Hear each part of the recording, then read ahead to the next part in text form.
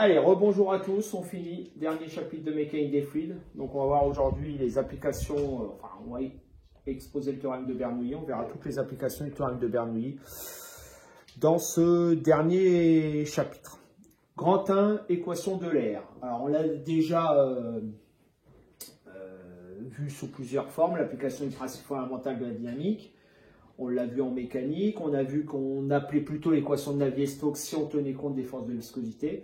On va voir ici dans ce chapitre l'équation de l'air qui est encore une version du principe fondamental de la dynamique appliqué à la mécanique des fluides, en fait ici sans tenir compte des phénomènes de viscosité. Donc je vous rappelle l'expression, donc mu fois la dérivée particulière de la vitesse, mu dv sur dt, qui était égal bien sûr au terme aérien, le terme convectif, ici, mu scalaire gradient, le tout appliqué à V. Et de l'autre côté, donc on aura bien souvent, puisque c'est un PFD bien sûr écrit sous forme volumique, les forces volumiques de pression, moins gradient P, le terme de viscosité, état à la place 1 de V, plus éventuellement d'autres forces volumiques, à part les forces de viscosité, à part les forces de pression volumique. Bien nécessairement, au minimum, dans les forces volumiques, vous aurez le poids volumique. Là, dans ce chapitre, on va utiliser la décomposition de Lamb, c'est-à-dire que le terme convectif, on le mettra sous la forme gradient de V carré sur 2, plus mu rotationnel de V vectoriel V, ici, et puis le membre de droite, on n'y touchera pas, moins gradient P, plus état à la place 1 de V, plus force volumique. Voilà, ici, le PFD écrit de manière volumique. On passera en équation de l'air dans le cas où on négligera les forces de Stokes. Bien évidemment, si on est en référentiel non galiléen, en plus, on ajoutera les forces d'inertie d'entraînement volumique, force d'inertie ici d'entraînement volumique, plus force d'inertie de Coriolis, bien évidemment, qu'on devra prendre en compte à chaque fois que le référentiel sera non galiléen. En plus des forces volumiques, on prendra les forces d'inertie, ici volumique, force d'inertie d'entraînement, force d'inertie de Coriolis. Voilà, grand 2, donc théorème de Bernoulli.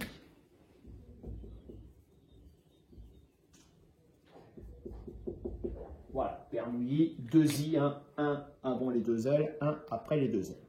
Premièrement, le cas d'un écoulement parfait, stationnaire, irrotationnel, incompressible et homogène. On va voir où ces 5 hypothèses vont intervenir dans l'utilisation, bien sûr, du théorème de Bernoulli. Donc l'écoulement est parfait. Donc si l'écoulement est parfait, viscosité égale à 0.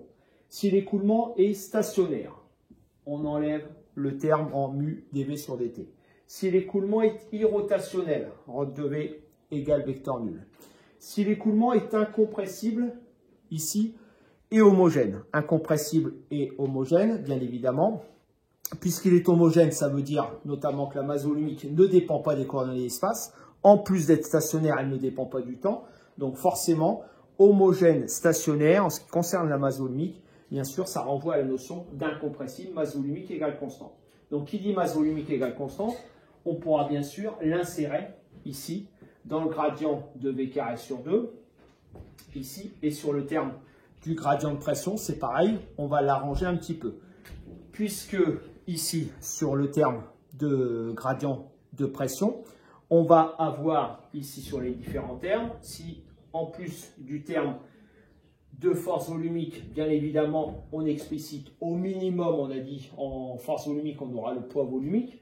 Donc le poids volumique, c'est égal à mu fois g. Si on a l'habitude d'orienter z vers le bas, ça nous fera moins mu gk. Ce qui fait que le poids volumique, on pourra le mettre sous la forme moins gradient, ici, de mu gz. En effet, si vous appliquez moins gradient de mu gz, ici, ça nous fera mu g, gradient de petit z, la dérivée de z par rapport à z, ça fera 1, ça fera bien moins mu gk. Donc en fait, le poids volumique, on va le mettre sous la forme moins gradient de mu gz. Ce qui fait qu'en fait, dans les expressions, vous voyez qu'on aura à chaque fois une forme similaire avec un gradient. Donc ça fera gradient de mu V carré sur 2. Le terme en moins gradient P, on le repasse de l'autre côté, il devient plus gradient P. Et le terme en force volumique qui n'est ici que le poids volumique, qui se met sous la forme moins gradient de mu Gz, je le ramène de l'autre côté, ça fait plus gradient de mu Gz. Ici, ça nous fait gradient d'une certaine quantité qui fait mu V carré sur 2 plus la pression P plus mu Gz égale vecteur nul. Ce qui fait qu'en fait, la quantité mu V carré sur 2 plus P plus mu Gz égale constante.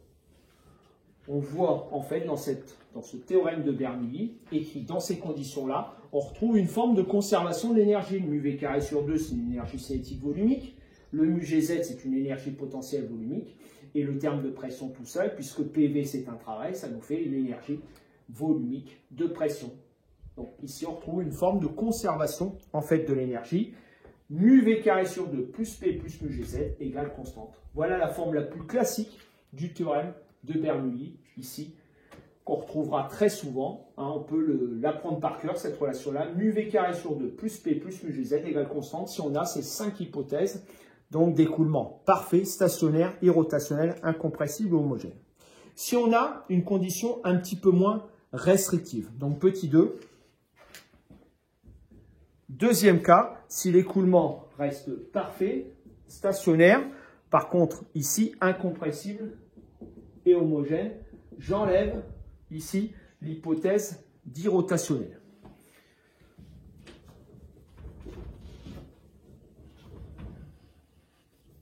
Donc dans ce cas-là, on a exactement la même chose, c'est-à-dire que si l'écoulement est stationnaire, j'enlève le terme aérien. Si l'écoulement est parfait, j'enlève bien sûr la viscosité, ici. Par contre, l'écoulement, il reste rotationnel. Donc, on a exactement la même expression, c'est-à-dire qu'on aboutit à gradient de mu V carré sur 2. Le terme en moins grade de P, on passe de l'autre côté, ça fait plus P. Les forces volumiques, on se limite au poids volumique, donc on ramène le mu Gz. Et on a en plus ici mu rotationnel de V, vectoriel V, égale vecteur nul. Donc là, par contre, ce qu'on va être obligé de faire pour dégager le terme rotationnel de V vectoriel V, on va se mettre en un point A et en un point B qui appartiennent à la même ligne de courant. Ce qui fait que si vous prenez un point M sur le parcours, déplacement du point M, bien sûr, collinéaire à la ligne de courant, puisque votre vecteur vitesse, il est tangent au vecteur déplacement.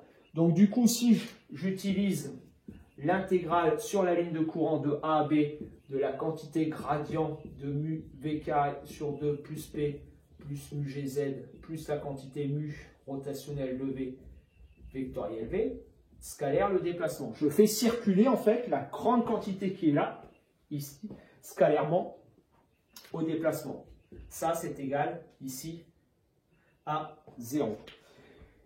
Eh bien, je vous rappelle que l'expression d'un produit vectoriel est perpendiculaire aux deux vecteurs, à la fois perpendiculaire à V, à la fois perpendiculaire à V. Comme le déplacement est en fait collinéaire à V, puisque le terme rod de V vectoriel V est perpendiculaire ici à la vitesse, ici, multiplié scalairement par dm, et bien comme ce terme-là est perpendiculaire à la vitesse, qui est perpendiculaire au vecteur déplacement, puisque dm ici est collinéaire au vecteur vitesse, et bien ce terme-là est égal à 0. Ce qui fait qu'il va nous rester simplement le deuxième terme, ici, gradient de mu v carré sur 2 plus p plus mu gz, scalaire dm égale 0. Je vous rappelle que le gradient d'une fonction scalaire dm, ça vous fait en fait la valeur de la fonction, c'est-à-dire mu v carré sur 2 plus p plus mu gz, écrit en fait entre a et b, ici, égale 0. Puisque gradient de f scalaire dm, c'est égal à l'intégrale de a à b de df, qui est égal à 0. Ce qui fait qu'en fait, on va se retrouver avec mu v carré sur 2 en b plus p en b plus mu g z en b égale mu va carré sur 2 plus p en a plus mu g z a. Voilà, on retrouve la même forme que tout à l'heure, sauf qu'au lieu d'écrire mu v carré sur 2 plus p plus mu g z égale constante, on va l'écrire en A, en B. Attention, on est obligé de l'appliquer sur une ligne de courant. Si le fluide est rotationnel, on est obligé de se déplacer sur une ligne de courant. On applique de la même façon le théorème de Bernoulli sur cette ligne de courant. Voilà. Troisième cas d'application du théorème de Bernoulli. Ici, si l'écoulement est un petit peu moins restrictif encore, j'enlève pour le dernier cas.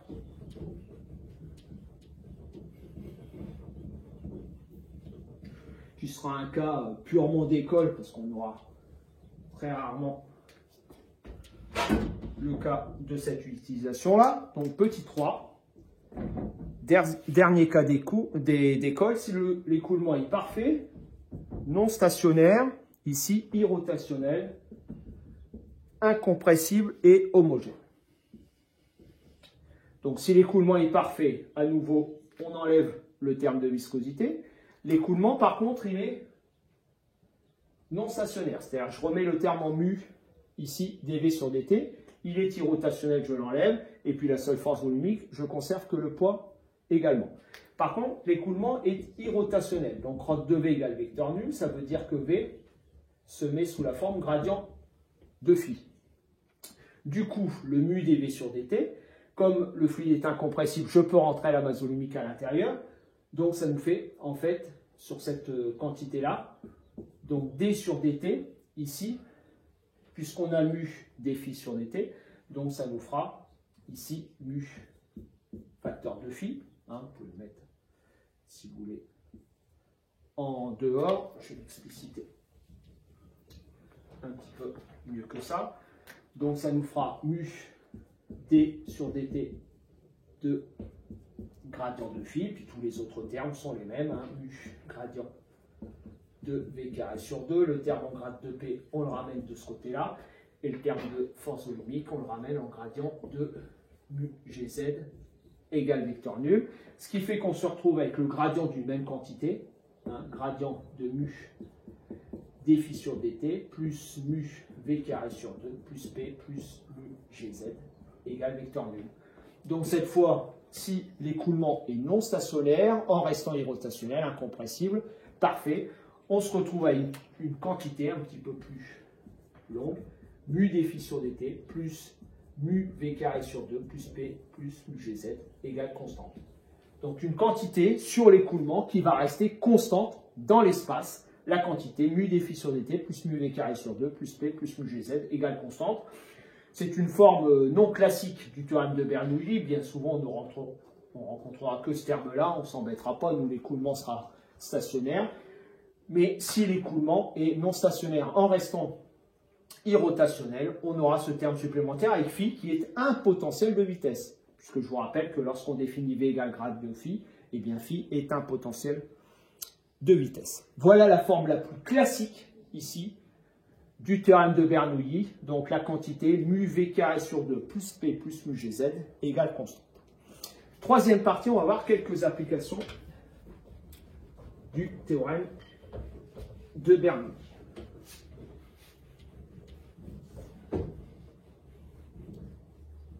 Voilà, on en verra d'autres en exercice, mais voyons quelques applications. Première application, ici, le tube de Pitot. Alors, un tube de Pitot, c'est très souvent utilisé dans l'aviation, hein, notamment pour déterminer la vitesse de déplacement d'un avion. En fait, les tubes de Pitot sont installés sur les ailes d'avion. Donc, en fait, un tube de Pitot, ici, on va avoir deux prises ici de pression sur un tube de Pitot. On va avoir une prise de pression qui va être frontale, ici en B, et une prise de pression qui va être axiale. Donc si on dresse une ligne de courant qui provient de très très loin, admettons, j'appelle ce point-là A infini, et qui vient par exemple ici rejoindre le point A. A c'est un point d'arrêt, la vitesse du point A égale 0. Donc, si on applique le théorème de Bernoulli, supposons qu'on ait les conditions d'hypothèse de la deuxième partie pour pouvoir l'utiliser, si on l'applique entre A infini et A. Donc, on aura la pression en A infini, plus mu V infini sur 2, plus mu G Z A infini, égale pression A plus mu VA carré sur 2, ici, plus mu G ZA. Bon, l'altitude du point A et du point infini, c'est quasiment la même. La vitesse en A, puisque A est un point d'arrêt, elle est nulle. Ce qui fait qu'en fait, la pression en A, qu'on appellera la pression dynamique, c'est la pression à l'infini, qu'on peut noter P0, hein, plus mu VA carré sur 2. Et en fait, la vitesse en A infini au carré, c'est la vitesse ici. Alors, tout dépend, hein. C'est, admettons, la vitesse de déplacement de l'objet dans le courant de fluide ou la vitesse de fluide par rapport à l'objet qui est fixe. Tout dépend si on le fait en soufflerie, l'objet est fixe, le fluide se déplace ou, admettons, sur une aile d'avion, bien évidemment, l'avion se déplace dans un fluide qui est quasiment fixe. Donc, V infini, c'est la vitesse, en fait, que l'on recherche. Donc, ça, c'est ce qu'on appelle la pression dynamique. C'est la pression P0, la pression qui règne dans le milieu extérieur, plus mu V carré sur 2. Si maintenant, on considère ici une ligne de courant qui part de B infini et qui passe au voisinage de B. Je réapplique le théorème de Bernoulli dans ce deuxième cas. Donc on aura PB infini plus mu VB infini au carré plus mu G ZB infini égale P en B plus mu VB au carré sur 2 plus mu G ZB. De la même façon, les altitudes sont les mêmes. On va se retrouver avec une pression B infini qui sera encore P0. Et là, cette fois, si on appelle S la section ici dans laquelle l'objet est placé, la section S, bah, vous voyez qu'on soit finalement au niveau de la ligne de courant au départ, un tube de pitot, c'est vraiment très très fin. Hein. Qu'on soit là au départ, où on a une section S, là la section est un tout petit peu réduite, mais on ne va pas chipoter, la section est quasiment la même. Si j'applique la conservation du débit massique, on va se retrouver ici avec la vitesse en B infini fois la section en B infini, qui vaut la vitesse en B fois la section en B. Comme les sections ne sont quasiment pas modifiées, ici, comme le tube de pitot est très très fin, en fait la section n'est quasiment pas affectée par le tube de pitot, les sections sont les mêmes.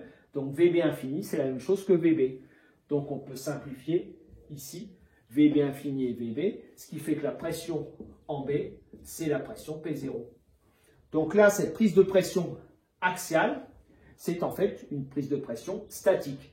En A, c'est une pression, en fait, ici, cette prise de pression frontale va être en fait la pression dynamique, P0 plus mu V carré sur 2, elle tient compte de la vitesse du fluide. Par contre, la pression en B, la prise de pression axiale, c'est une pression statique. Suffit donc d'avoir ici, en A et en B, un manomètre différentiel qui sera capable de mesurer PA moins PB. La différence PA moins PB, ce sera mu V carré sur 2. Donc la vitesse en fait de déplacement du fluide par rapport au pitot ou la vitesse du pitot par rapport au fluide, ce sera égal ici à 2 fois PA moins PB divisé par mu. Racine de tout ça. Du coup en fait, un tube de pitot, c'est un manomètre différentiel qui sera capable de mesurer une différence de pression entre la prise de pression frontale, la prise de pression dynamique, et la prise de pression axiale qui sera la pression statique. Et donc la vitesse du fluide, ce sera racine carrée de 2 fois, ici, la différence des deux pressions divisée par la masse volumique de l'air. Voilà à quoi peut servir un tube de pitot, ce manomètre différentiel qui va nous permettre d'avoir accès à la vitesse de déplacement, par exemple, du tube de pitot qui sera sur les ailes d'avion par rapport à l'air extérieur. Et ce renseignement nous donnera bien sûr la vitesse de déplacement de l'aéroplane par rapport à l'air. Voilà une première application du théorème de Bernoulli. Deuxième application, ici, qu'on va utiliser très très souvent, l'effet Venturi. Effet Venturi. Donc là, cette fois, on va avoir un fluide qui va se déplacer, par exemple dans une tuyère, hein, ici, avec un rétrécissement. Voilà. Hop, à un endroit donné, vous avez un rétrécissement. Considérons, admettons, une ligne de courant qui part de A, et puis je mets un point B ici dans l'étranglement. Donc, conservation du débit massique. Donc, on aura VA et ça qui fait VB SB.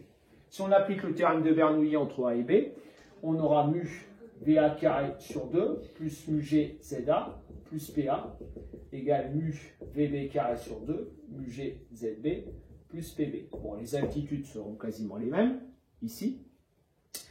Du coup, on aura la pression en B qui vaudra la pression en A plus mu VA carré sur 2 moins VB carré sur 2 ici.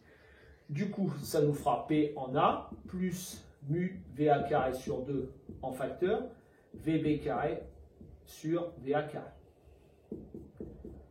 Voilà, je me sers de cette relation-là sur la conservation du débit massique. En fait, la vitesse en B, c'est la vitesse en A, SA sur SB, que je remets ici, ce qui fait que la pression en fait en B, c'est la pression en A plus mu VA carré sur 2, 1 moins, si je fais VB sur VA, ça nous fait SA sur SB au carré. Voilà la pression en B. Du coup, on va s'apercevoir que si on a un étranglement, qui est le cas ici, c'est-à-dire que la section en B est plus faible que la section en A, bien évidemment, la vitesse en B est plus importante que la vitesse en A. En fait, à chaque fois qu'on aura un étranglement, on va comprimer en fait la taille ici de l'objet dans lequel le fluide s'écoule, on va augmenter la vitesse d'écoulement du fluide. Par contre, sur la pression en B, ici, vous voyez que dans ce terme-là, puisque c'est SB qui est plus grand que SA, sur cette quantité-là, on voit que SA sur SB, encore plus au carré, est plus grand que 1. Donc ce terme-là est négatif, ce qui fait que la pression en B sera plus petite que la pression en A. Donc en fait, dans l'étranglement, j'aurai augmentation de la vitesse, par contre, j'aurai diminution de la pression. On va créer localement, ici, une dépression par rapport à la pression au départ. Donc le fait de comprimer un tuyau d'arrosage, on va augmenter la vitesse du fluide, par contre, on va réduire localement la pression. Voilà ce qu'on appellera l'effet Venturi. Alors ça, il faut faire très attention à ça, hein, notamment en médecine, par exemple. On sait que bien sûr, le sang va se déplacer ici, dans des vaisseaux sanguins, ici, dans différents, on va partir des artères, on va se séparer dans les artérioles, etc. Et en fait, on s'aperçoit que la vitesse du sang, globalement, bon, on n'est pas tout à fait en phénomène stationnaire, bien évidemment, puisque le cœur va jouer le rôle de moteur, et donc l'affluence de sang dans les vaisseaux n'est pas tout à fait stationnaire, on a des variations de hauteur, etc. Mais on suppose, si on suppose en bonne approximation ici qu'on a l'écoulement du sang dans une artère, si la section de l'artère est constante, la vitesse d'écoulement du sang est constante. Ça, on peut s'en rendre compte en faisant ici des analyses pour mesurer la vitesse des hématies, des globules rouges dans les vaisseaux sanguins. Ça se fait par un dispositif, un examen qu'on appelle le Doppler. Hein, on va mesurer localement la vitesse de déplacement des globules rouges dans les vaisseaux sanguins. Eh bien, on s'aperçoit que si on fait ça sur une artère saine, pas d'étranglement, comme la section est constante, la vitesse est constante. Mais si à un moment donné, par exemple, on a une plaque d'athérosclérose qui est là, une plaque de gras qui s'est déposée ici, eh bien, on s'aperçoit qu'à ce moment-là, on crée bien sûr un étranglement dans l'artère. Donc, en créant un étranglement dans l'artère, ici, eh bien, on s'aperçoit que localement, la vitesse augmente, la pression diminue. Et ça, si on fait un Doppler, on va déplacer la sonde à effet Doppler, une sonde d'échographie qui va se déplacer. Donc, dans la zone bénigne, ici, où il n'y a pas de plaque, la vitesse, elle est constante, et puis là, brusquement, dans cette zone-là, comme il y a un rétrécissement, une diminution de pression, une augmentation de la vitesse, quand on va amener la sonde à effet Doppler dans cet endroit-là, on va brusquement voir une modification de vitesse. Comme on a une modification de vitesse, bien évidemment ici, on pourra par des analyses un petit peu plus fines essayer de voir pourquoi il y a une augmentation de vitesse, il y a un rétrécissement de l'artère, et puis là, on pourra ou faire une opération, ou faire un pontage pour faire passer le sang dans une autre portion. Hein.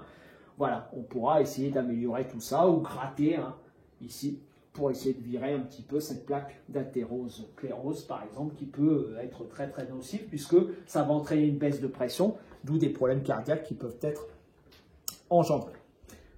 Petit 3, troisième application du théorème de Bernoulli, l'importance des ailes d'avion.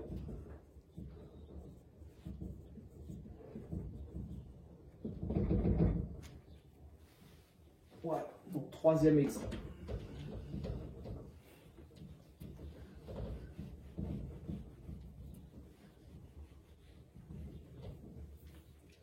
Voilà, si je prends une forme classique d'aile d'avion avec des lignes de courant.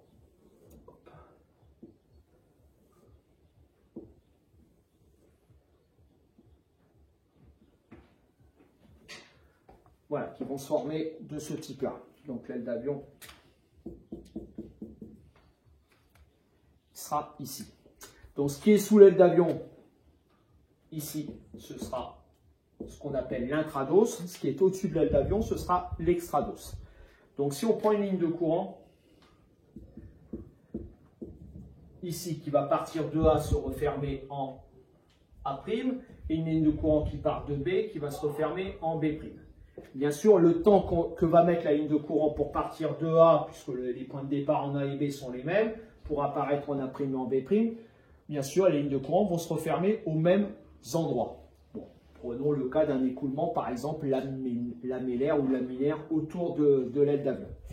Donc, on voit que la distance parcourue AA', elle est plus faible que la distance parcourue BB'. Donc, la vitesse ici, à cet endroit-là, sur l'extrados, puisque la distance parcourue est plus grande qu'au niveau de l'intrados, comme ça se referme aux mêmes instants, la vitesse va être plus importante sur l'extrados que sur l'intrados. Qu'est-ce qu'on a dit tout à l'heure? Si la vitesse est plus importante, la pression est plus faible sur l'extrados que sur l'intrados. Du coup, le gradient de pression, il est dirigé ici de l'extrados vers l'intrados. Comme les forces volumiques de pression, c'est moins grade de P, eh bien, on aura des forces volumiques de pression moins gradient de P qui sont dirigées vers le haut. Voilà comment on va expliquer la portance d'une aile d'avion. En fait, on s'aperçoit qu'à cause de l'application de ce théorème de Bernoulli, la pression est plus importante sur l'intrados que sur l'extrados, ce qui fait qu'en fait, moins grade de P, les forces volumiques de pression, c'est moins grade de P, toujours dirigées vers le haut. C'est ce qui va avoir cet effet sustentatoire de l'aile d'avion. Cette portance de l'aile d'avion sera expliquée de cette façon-là. Voilà, grand 4, ici, dernière partie, on va voir la notion de bilan. Et on va essayer de reprendre ça sur quelques cas particulier. Donc on va revoir la notion de bilan de système ouvert ou de système fermé. On commence par un bilan de masse. Ici, donc petit 1, bilan de masse en système ouvert et en système fermé. Bon, je vous rappelle la notion de système ouvert, c'est plus une notion de vision eulérienne. Voilà le système eulérien, voilà notre système ouvert. Ça, on l'a vu plutôt en système thermodynamique. Donc en système ouvert, ici, le système ouvert étant ici, la masse à l'instant t plus dt, c'est la masse à l'instant t, puisqu'on sera toujours ici en régime stationnaire ou en régime permanent. Donc du coup, la masse qui rentre, ce sera la masse qui sort. La masse du système ouvert, on est en régime permanent ou en régime stationnaire. Donc DME, c'est DMS. Donc le débit massique à l'entrée, c'est le débit massique à la sortie, c'est le débit massique. Si maintenant on raisonne en système fermé, qui sera plus notre vision ici en mécanique des fluides, puisque c'est une vision lagrangienne du système.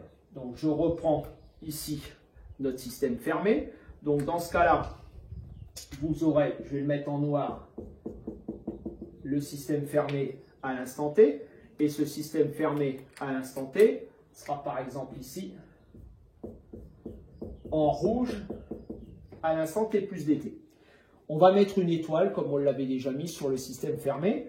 Donc dans ce cas-là, on pourra écrire que la masse, alors je vais mettre en noir la masse de notre système fermé à l'instant t, ce sera la masse en bleu du système ouvert, m de t, plus la petite portion qui est là, qu'on va appeler DME. Par contre, on va mettre en rouge la masse du système fermé à l'instant T plus dt, ce sera la masse du système ouvert à l'instant T plus dt plus dms. Voilà. On est en système fermé, donc conservation de la masse, ici. Donc ça fait 0 si je fais la différence. Ça nous fait m de t plus dt plus dms, moins m de t moins dme.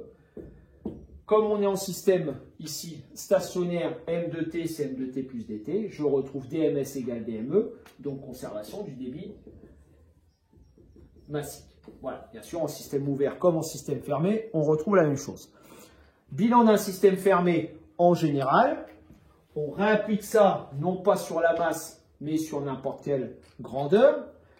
Donc, admettons, si on note grand G, notre grandeur, ce sera G étoile en T, qui sera égal à G en T plus DGE. Même chose à l'instant T plus DT. Donc, on aura G étoile en T plus DT, ce sera G en T plus DT plus, ici, DGS. Je fais la différence entre les deux quantités.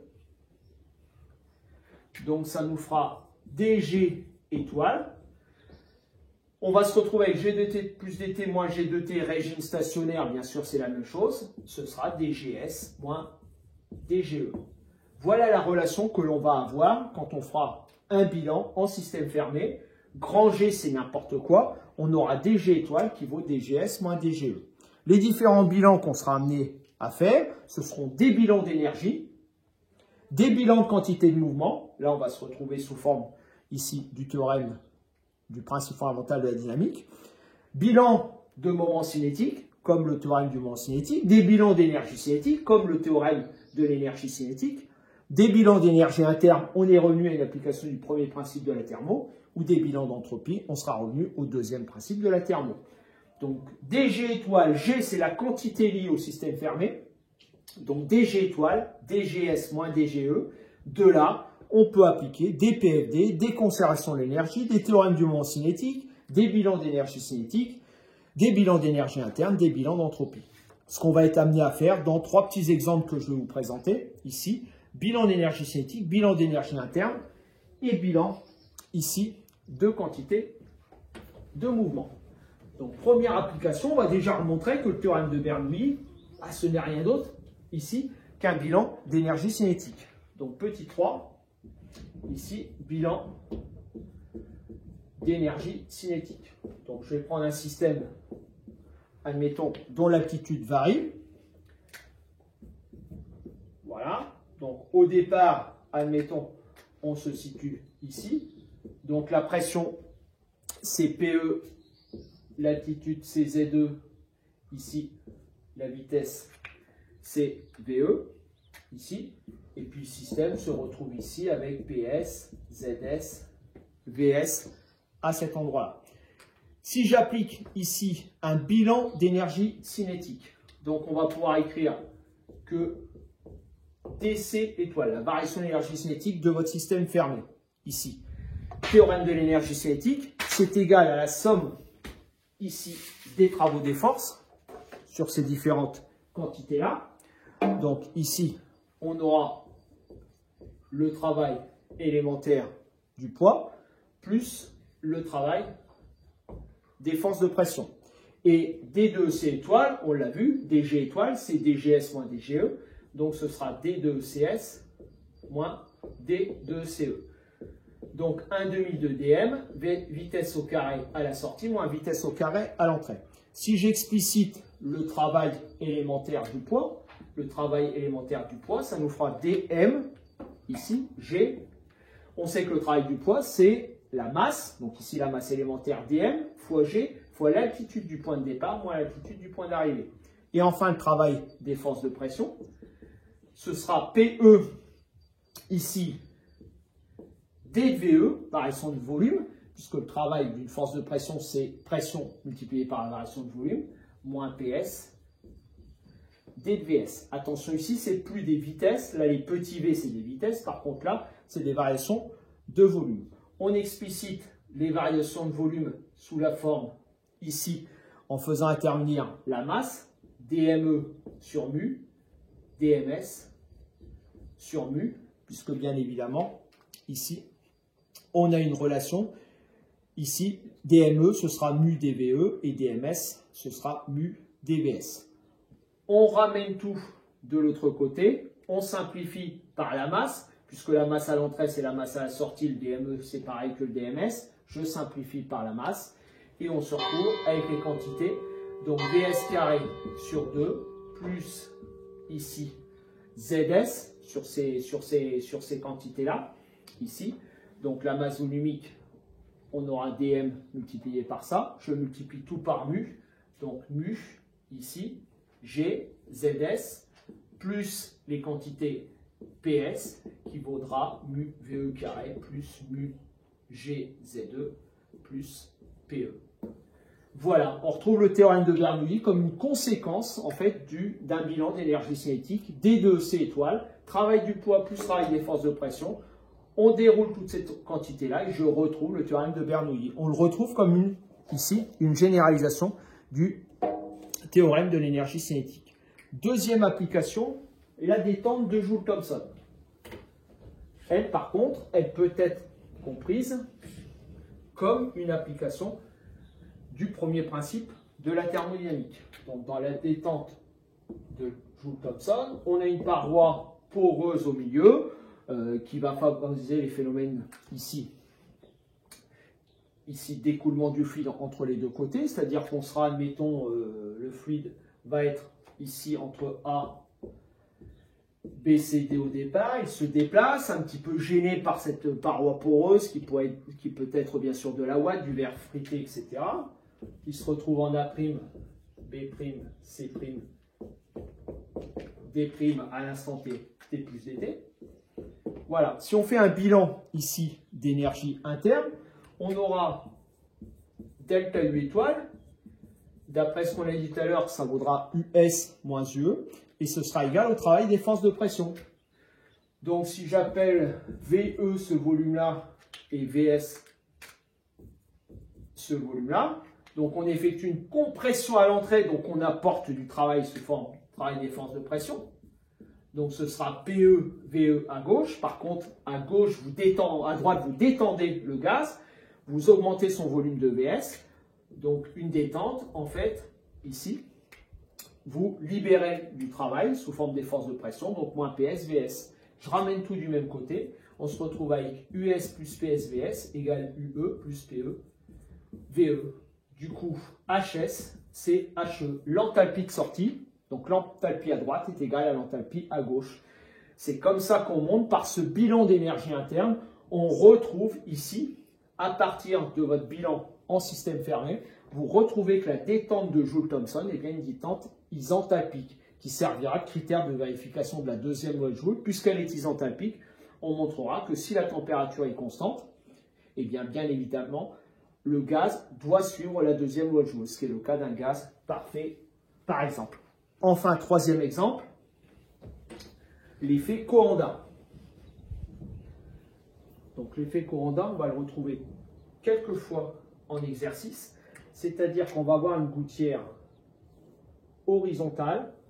Alors on verra des exemples un petit peu plus compliqués ici avec des gouttières. Nous, je vais supposer que la section en fait à l'entrée, c'est la même que la section à la sortie.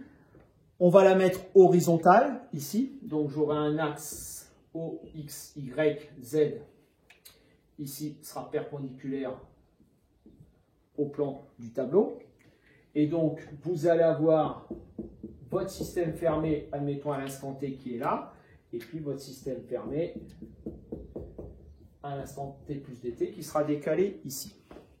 Donc, le but de cet effet Coanda, c'est de déterminer ici la force exercée. Le fluide va s'écouler dans cette gouttière horizontale. Ici, on va essayer de déterminer la force ici exercée par le fluide sur la gouttière. Donc, si je fais un bilan de quantité de mouvement, donc je vais pouvoir écrire que dp étoile sur dt, bon, c'est dps sur dt moins dpe sur dt. Une quantité de mouvement, c'est une masse, ici, fois une vitesse. Donc ici, ça nous fera une masse divisée par un temps, donc le débit massique, fois la vitesse à la sortie, moins la vitesse à l'entrée. Tm vs moins ve, qui est égal à la somme des forces extérieures appliquées ici. Qu'est-ce qu'on aura comme force extérieure? On aura les forces de pression, ici. Donc, les forces de pression, ce sera à l'entrée PE fois la section à l'entrée, selon UX, ici. À la sortie, on aura une force de pression moins PS fois S selon UY. Donc, force de pression ici à l'entrée, force de pression à la sortie. Comme j'ai un axe Y qui est vers le haut, ça nous fait moins PS SUY ici. Plus la réaction exercée par la gouttière sur le fluide. Bien évidemment, vous avez le poids, mais le poids il est vertical, qui sera compensé, admettons, par la réaction du support de la gouttière. Vous posez une gouttière, bien sûr, à l'horizontale. Comme elle est posée, admettons, sur une table, eh bien, on aura la réaction de la table sur la gouttière qui contrebalancera l'effet du poids. La réaction de la table sur la gouttière plus le poids égale vecteur nul. Ça, ce sont deux forces qui sont verticales. Moi, je fais un bilan des forces horizontalement. Donc, du coup, on obtiendra que la résistance de la gouttière ici sur le fluide, ce sera égal à dm vs moins VE plus PS moins PE fois S, ici, on va y aller doucement. Donc j'aurai PSS UY moins PES UX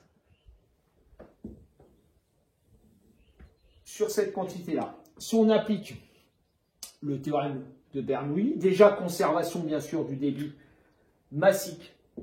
Donc VE, section à l'entrée, c'est VS, section à la sortie, mais les sections à l'entrée, section à la sortie, ce sont les mêmes. Donc la vitesse à l'entrée, c'est la vitesse à la sortie. Donc en norme, ce sont les deux mêmes vitesses. D'autre part, si j'applique le théorème de Bernoulli entre l'entrée et la sortie, j'aurai mu VE carré sur 2 plus mu G Z2 plus PE égale mu VS carré sur 2 mu G ZS plus PS. On vient de montrer que les vitesses sont identiques. On est sur un plan horizontal, les altitudes sont identiques, donc la pression à l'entrée, c'est la même que la pression à la sortie qu'on appellera P. Du coup, on s'aperçoit que la réaction exercée par la gouttière sur le fluide, ce sera dm. La vitesse V en norme, on a dit que c'était la même, c'était VE à l'entrée ou VS à la sortie. Donc V, la vitesse à la sortie, ce sera UY, VUY. La vitesse à l'entrée, ce sera selon UX. Ici, plus la pression P qui sera la même, PS, facteur de UY, moins UX. Du coup, j'obtiens DMV plus PS, UY, moins UX. D'après le principe de l'action et de la réaction, ça c'est la réaction exercée par la gouttière sur le fluide. Bien évidemment, j'ai une force opposée qui sera la force exercée par le fluide sur la gouttière. Donc exercée par le fluide sur la gouttière qui sera opposée à ça. Donc ce sera dmv plus p, s, ux moins uy. Si on la place ici sur le dessin au centre de gravité, j'ai une composante en x qui vaut dmv plus ps et j'ai une composante en y qui est négative, qui a la même norme. Donc en fait, cette réaction-là, exercée par le fluide sur la gouttière, donc quelque chose de positif en x, bien sûr on est orienté de pi sur 4 par rapport à l'axe des x, c'est ce qu'on appelle l'effet Coanda. En fait, le fluide va s'écouler dans la gouttière et va en fait exercer une force de recul. Quand on injecte du fluide à l'intérieur de la gouttière, on a un effet Coanda, ici exercé par le fluide sur la gouttière. Là, on est dans un cas très particulier où la section est constante et le coude de la gouttière est à 90 degrés. Eh bien, vous voyez qu'ici, dans ce cas-là, si j'appelle G le point, le centre de gravité en fait de la gouttière, on a une réaction ici exercée par le fluide sur la gouttière qui est opposée à la réaction exercée par la gouttière sur le fluide, ici, qui aura tendance, si la gouttière n'est pas fixée, à décaler la gouttière vers l'extérieur. Enfin, dernière application, il faut quand même qu'on regarde les systèmes de masse variable. Alors, je vais vous mettre ici l'exemple d'un chariot ici horizontal. Ce sera bien sûr utilisé également plutôt verticalement quand on verra l'application ici à des systèmes tels qu'une fusée. Donc je vais prendre pour simplifier ici un wagon qui possède une masse m de t, une vitesse v de t à l'instant t. Ce wagon se déplace ici sur une route horizontale. Je considère que les actions de contact, ici, compensent exactement l'effet du poids verticalement. Donc du coup, comme la somme des forces est égale au vecteur nul, j'aurai conservation de la quantité de mouvement. dP sur dt égale vecteur nul, puisque la somme des forces, le poids, attention, pas confondre ici le poids avec la quantité de mouvement, ça c'est un grand P, ça c'est un petit p, P plus R égale vecteur nul, somme des forces égale vecteur nul. Donc ça veut dire que la quantité de mouvement, P de t, est constante. On la calcule à l'instant t, ça fait m de t fois v de t. Si maintenant je la calcule à l'instant t plus dt, alors on va supposer qu'en fait, à l'arrière, ici, on va avoir un système de masse variable, on va avoir, admettons, le wagon qui est rempli ici d'un certain fluide. Je vais supposer qu'en fait, on a une vitesse d'éjection du fluide ici par rapport au wagon qu'on va appeler petit q, et je vais considérer que le débit massique de fluide qui peut être éjecté, ce sera dm. Donc dm, la quantité de fluide qui peut être éjectée par unité de temps, et j'appelle petit u la vitesse relative d'éjection du gaz par rapport au wagon. Donc du coup, la quantité de mouvement à l'instant t plus dt, eh bien ce sera la quantité de mouvement du wagon plus la quantité de mouvement en fait du fluide qui a été éjecté vers l'arrière. Donc on va sommer les deux quantités. Donc ici, je pourrais écrire que la quantité de mouvement du wagon, eh bien la masse du wagon, c'est m de t moins, si je fais intervenir le débit massique, dm dt. Pendant dt secondes, en fait, la quantité, la masse qui a été éjectée du wagon, puisque dm c'est le débit massique, ce sera dm dt. Donc la masse du wagon, c'est m de t moins dm ici dt. La vitesse de déplacement du wagon, ce sera ici v plus dv. Et maintenant, je rajoute la quantité de mouvement du fluide qui a été éjecté. Donc, quelle est la masse de fluide? Ce sera dm dt multiplié par la vitesse ici du fluide qui vaut petit v, qui représente en fait la vitesse d'entraînement, qui était la vitesse du wagon, plus la vitesse relative petit u. Du coup, il y a conservation de la quantité de mouvement. Donc, P de t plus dt, c'est P de t. Ici, on développe, ça nous fera mv plus m dv moins dm dt v moins dm dt dv plus dm v dt plus dm dt fois u. Ici, le m de t, v de t va se simplifier. Ici, les dm de t fois v se simplifient.